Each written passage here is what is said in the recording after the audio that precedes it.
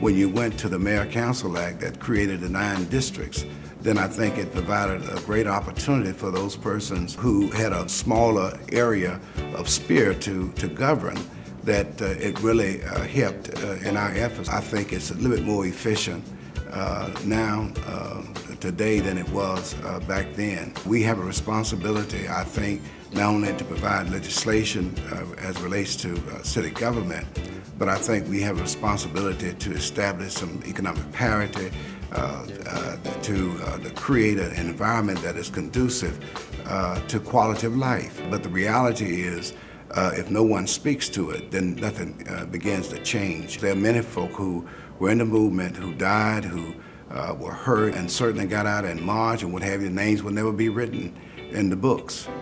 And so we want to thank those persons because they sacrifice a great deal. The Bible says that one man's plant, another waters, and another reaps the harvest. And so I think we have those dynamics that are happening now, but we don't need to forget those who planted the seed. In Buffalo, New York, my aunt, who's 91 years old, who gets up and drives every day, going to play bridge, but she was one who integrated Woolworth and Gaston, and talks about being incarcerated for 10 days as they were, and she said they were fine because they sung the songs of the movement that really gave them hope. She was one of those persons who taught folk how to read and write and how to write their names and those kinds. So the movement was more than just, you know, have an opportunity to be able to sit at a lunch counter and eat like normal folk, but also to educate.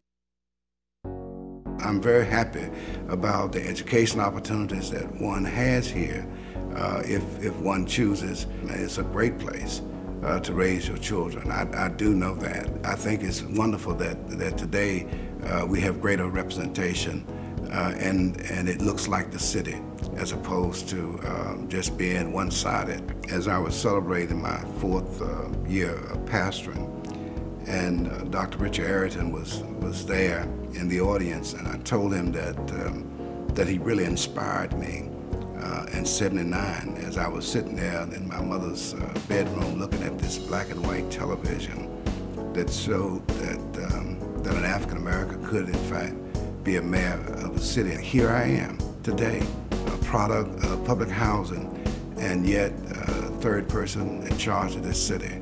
And so it's a wonderful thing, and so it has meant the world to me because we've been able, I believe, to make a difference. There's a spark that has started, and what we want to do is engage the flame. So I'm very grateful for the opportunity to serve, and I'm always reminded that humility is not denying the power that one has, but admitting what little power we do have is through us and not from us.